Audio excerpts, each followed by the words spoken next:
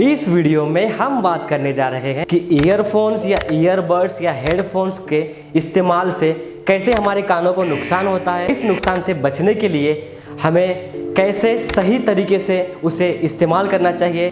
Video शुरू करने से पहले अगर अब तक आपने मेरे चैनल को सब्सक्राइब नहीं किया है तो सब्सक्राइब कीजिएगा और जो बेल आइकन बटन उसे दबाइएगा ताकि मेरे आने वाले वीडियोस की नोटिफिकेशन आप तक पहुंचते रहेंगे। सबसे पहले ये बात जान ले कि हमारा कान 3 हिस्सों से बना है, यानी आउटर ईयर जो बाहरी हिस्सा होता है, मिडिल ईयर यानी जो बीच का कान है और इनर ईयर यानी जो अंदरूनी कान होता है। तीनों हिस्से आपस में मिलकर काम करते हैं और जो ध्वनि की लहरें हैं यानी जो साउंड वेव्स हैं उसे प्रोसेस करते रहते हैं। हमारे इनर ईयर में एक कॉक्लियर पार्ट होता है, इसमें टाइनी हेयर सेल्स होते हैं जो साउंड वेव्स को इलेक्ट्रिक इम्पल्स के रूप में साउंड सिग्नल्स हमारे दिमाग तक पहुंचाते हैं। जब हम तेज आवाज में ईयरबड्स या ईयरफोन के जरिए म्यूजिक को सुनते हैं तो इस लाउड साउंड के वाइब्रेशंस ईयर ड्रम से गुजरते हुए हमारे इनर ईयर के कॉक्लियर पार्ट पर पहुंचते हैं और कॉक्लिया में मौजूद टाइनी हेयर सेल्स कंटिन्यूअसली उस साउंड के वाइब्रेशंस को रिसीव करते रहते हैं। तो कंटिन्यूअसली हमारे इन टाइनी हेयर सेल्स पर प्रेशर पड़ता है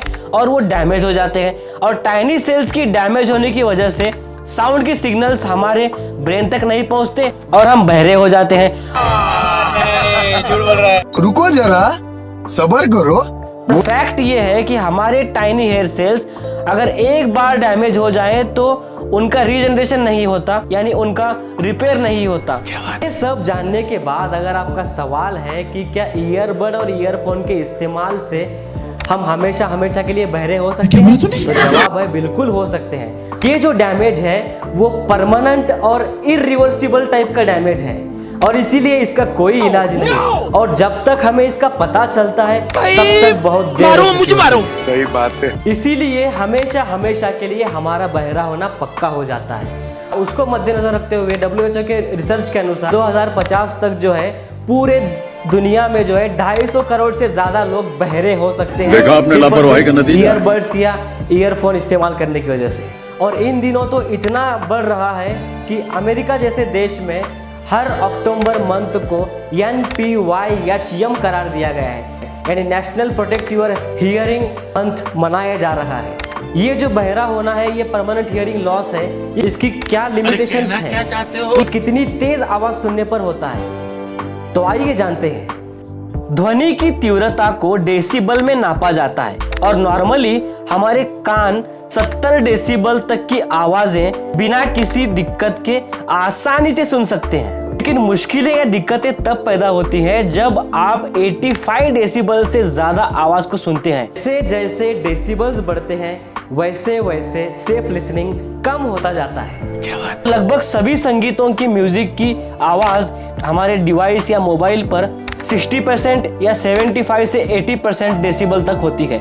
हमारे कानों में दिक्कत तब शुरू होती है जब हम हेडफोन की वॉल्यूम को बढ़ाकर सुनते हैं तो ये आवाज 110 डेसिबल तक की लाउडनेस होती है और हियरिंग लॉस होने का खतरा बढ़ जाता है। हमारे कानों में जो वैक्स होता है वो हमें इन्फेक्शन से बचाता है, लेकिन कंटिन्यूअसली ईयरबड्स या ईयरफोन के इस्तेमाल करने की वजह से कान में मौजूद ईयर कैनाल सूख जाती है, यानी ड्राई हो जाती है और जिसकी वजह से हमें इन्फेक्शन होते हैं क्योंकि बैक्टीरिया और फंगस बड़े ही आसानी से इस ड्राई ईयर कैनाल के जरिए कान में घुस जाते हैं।